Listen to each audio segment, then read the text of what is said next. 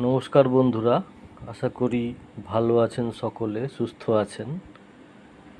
আমার এই ভিডিওটা দেখে কি মনে হচ্ছে, খালি প্রকৃতির দৃশ্য দেখতে পাচ্ছেন, তাই না?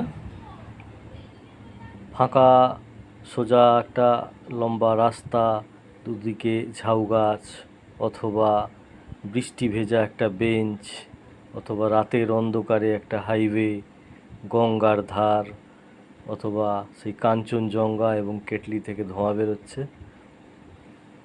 কেন দেখাচ্ছি বলুন তো প্রকৃতি? আচ্ছা, একটা কথা শুনেছেন আজকাল, নিজেকে ডিটক্স করতে হবে? কই, আমরা তো ছোটোবেলা থেকে এগুলো শুনে বড় হইনি। আপনি কি হয়েছেন? আপনিও শোনেননি।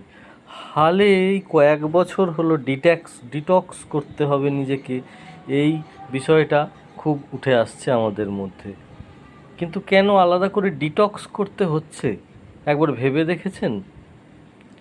তার একমাত্র কারণ হচ্ছে আমরা প্রকৃতি থেকে নিজেদেরকে দূরে সরিয়ে নিচ্ছি, অথবা প্রকৃতির মাঝে থাকলেও আমরা কিন্তু প্রকৃতিকে উপভোগ করতে পারছি না। আমরা সেখানেও টেকনোলজির ব্যবহার করছি, তাই না?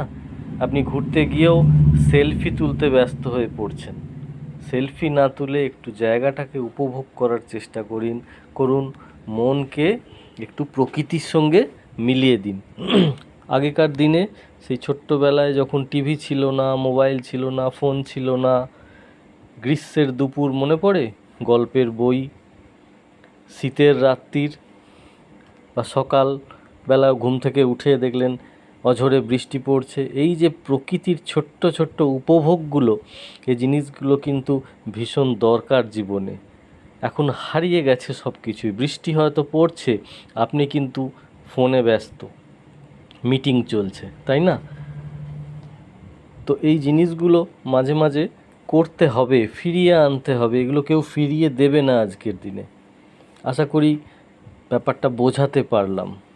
স্ট্রেস এখন কিন্তু হাওয়ায় ভাসছে, আপনাকে ডিস্ট্রেস হতে হবে, থাকতে হবে, কিছু করার নেই।